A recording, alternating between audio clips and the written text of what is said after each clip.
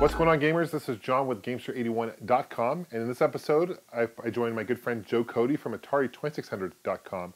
We sit down and address the question, what are homebrew games? So join me in part one as we discuss homebrew games. Hope you guys enjoy. You ask, what is a homebrew? And I can tell you that everything on this table is a homebrew, but that's really an incorrect answer.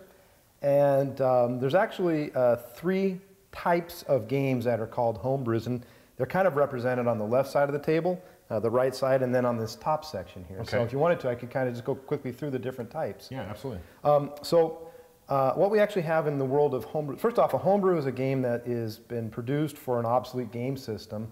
In the case of the Ataris, these games have been produced from 1998 all the way up to the current year. So it's a way for people to develop and produce video games for maybe their favorite video game system.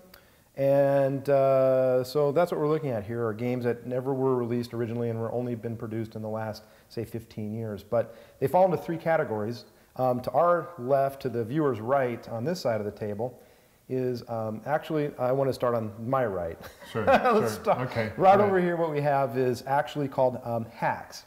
Okay, so these are Atari 2600 hacks. Now, what a hack is a video game that has had its original game code modified by a programmer to, typically it would change the graphics of the game, but it could also change its regional ability to play in an NTSC format.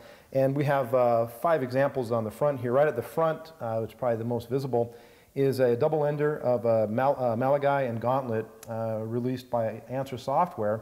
And what this person has decided to do is take both of those games, which are very rare, and build them into a double-ended cartridge and then sell it in a box with a manual. So Malagai and Gauntlet is a hack because there's nothing new about the games themselves. It's just never was available in that format. So with copyrights and stuff like that, then how does it not get in trouble from the original publisher or developer of that game? It's a touchy situation that I'm sure is a concern. I think that it flies under the radar for a lot of the companies, and also like Answer Software, that was the original publisher. They haven't existed for 30 years, and there really isn't anybody to defend the copyright. So it's sort of a gray area, but it is a little bit touch and go. Okay. Let's move over to the right side here, on this side of the table.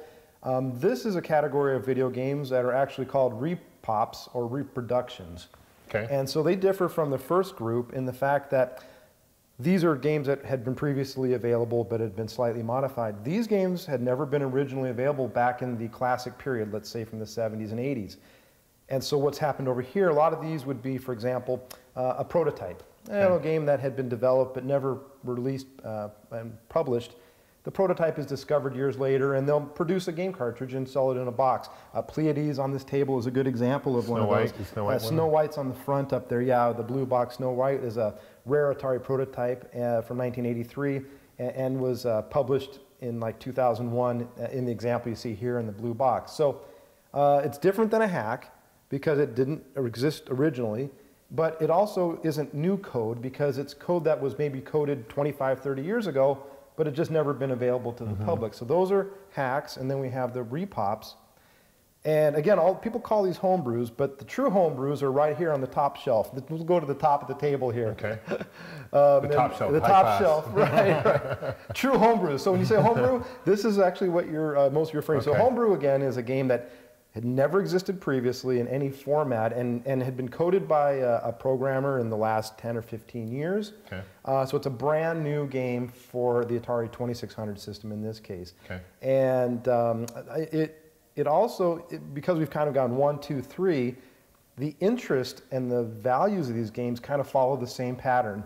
1 being maybe less popular, 2 being more popular and a little bit more expensive, and the rarities and the most popular games and the ones that people anticipate and really seek out are these new creations that have never existed previously. And I think it's an opportunity for somebody to develop a game that they've always wanted to develop. It's sort of an art piece because it's their own project. It's the way they want a game to be played. And then, of course, the packaging is attractive. You have different types of artwork and artists. There's 2 on this table that really jumped out at me, and they're right at the very front. You can see them on this side is Halo 2600, and on the other side is Alfred Challenge. Okay. And they're both noteworthy. They're both homebrews, so they're both new games. Alfred Challenge on the left was the very first homebrew produced for the Atari 2600 system that I've been able to document. I know the date of release because it's printed right on the back of the box. It was August 21st, 1998. So just almost 15 years ago was the very first homebrew that was ever produced for the 2600 system. So that's quite a long history. Yeah.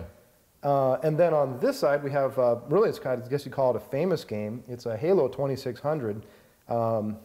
It was released, I believe, in 2000 and, I'm going to say 10? I know you were there too. You remember the show. It was in Las Vegas. 2010, I think you're right, Las Vegas. 9/10. Ed Freeze, right? That's correct. And it was Ed Freeze had worked with the original Halo game with Microsoft. Isn't that interesting? He was a big fan of the Atari 2600 and wanted to kind of develop his own game. And yes. And this is actually a pretty rare game now itself. And you have the box. I have a loose cart, the original first run. This is the box first run. Right. I mean, it's a great opportunity to have like a cross between an archaic system like the 2600 tying into a modern popular game like the Halo, and it's endorsed through like Microsoft. I mean, it has the whole, it's just a really cool game, and the value on it, it's also noteworthy because of its value. And let's go through the values on these things if you wanted to, kind of, because I know that's another question. Collecting them, people oftentimes will go for everything. I think it's more reasonable, by the way, to maybe focus on true homebrews and pick up other ones that interest you along the way. It maybe focus your collection a little bit. I was going to ask you which one of these three. You got the ones that are hacks. not hacks. You got the ones that are prototype reproductions. You get the ones that which of these three are the most sought after? Is it the original homebrews? You know, it's sought after in value. It's really kind of hard to say. Like the double-ended Malagai and Gauntlet up here had jumped in price as after it was produced, and it was selling for well over $100. And, but that's unusual for this category. So I think the answer to your question is that, and maybe this is some of my own personal preference coming through, is that I like to see what somebody creates from scratch to play their inspiration, because a lot of times like these are inspired games that people have spent a lot of time thinking about and producing and making it just right. I can play a hack and I can enjoy, in fact there's some very good hacks, and having a chance to play a prototype reproduction, meaning being able to enjoy the game for the first time after knowing it's existed for 30 years but never having access to it, is also an attraction. But for me, homebrews. And the values support that. On this side over here, other than maybe some exceptions because of packaging, the hacks in boxes are actually kind of rare. Usually you find them as just a cartridge. 25, 40 in the example of the one on the front of the table. I still think it's probably a $90 double-ended Malagai Gauntlet. But we're still talking probably in the cartridge from $20 to $40 is about what you're looking at over here. Now the Malagai. Malagai, how do you pronounce it? Malagai. Malagai, okay. So that game right there came out as a new game, or not a new game, but it just released. Yes. Does that bring down the value of the original copy? You know, you would make sense that it would, but I don't think it does because the two are separate from each other. Okay. And a collector that's interested in an original game would not pursue that because they have the ability to buy a reproduction. A reproduction is a great chance to play the game, especially if you would never have the opportunity to buy one. Okay. Let's talk about the values in the top shelf, because that's really an interesting area here. I would say that checking prices on the Halo, it's been, this is the original one that was available for sale at the game convention, and I know that it sold out within the first half of a day. And it's been produced later on.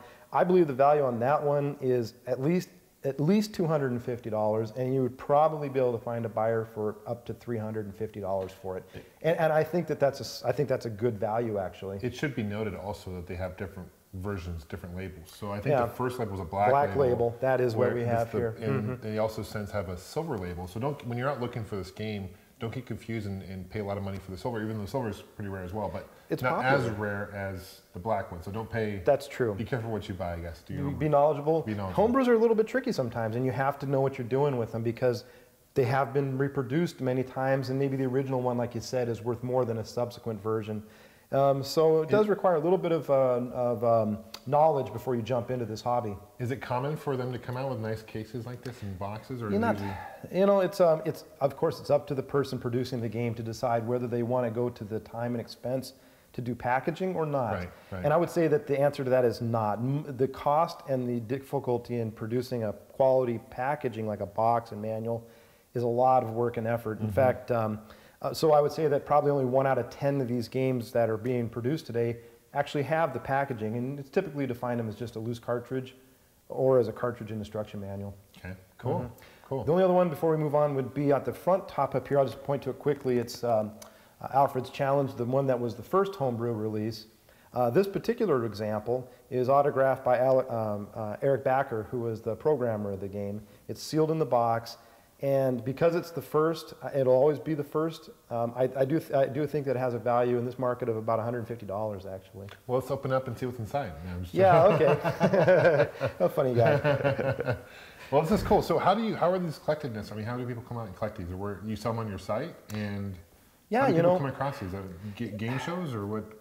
Game conventions? Or you know, the best way to begin a collection like this is to start buying the games when they're originally available, because oftentimes they're produced in small quantities. The opportunity to buy it as it's being released shouldn't be avoided, because once it's sold out, and these games do sell out, then you're trying to find a copy later on, which is much more difficult. So if you're interested in collecting these games, and you certainly should, I would suggest that you start by buying the games as they're produced.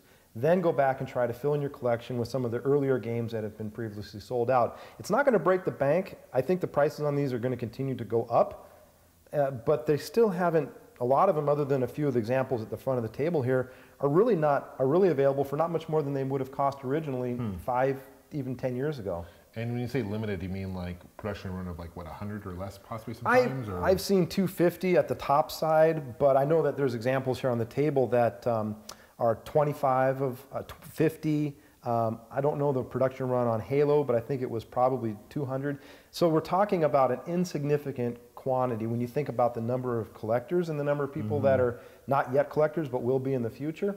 And if you have a far enough perspective on things, what you're looking at here, I think actually in the future will be called the golden age of homebrews. I think that people will continue to produce these games going forward into the future, but 10 years from now, 20 years from now, when these games are a quarter of a century old themselves, I think that the values are going to spike up, and I think they're going to be appreciated more in the future because of their, how could you say, historical significance.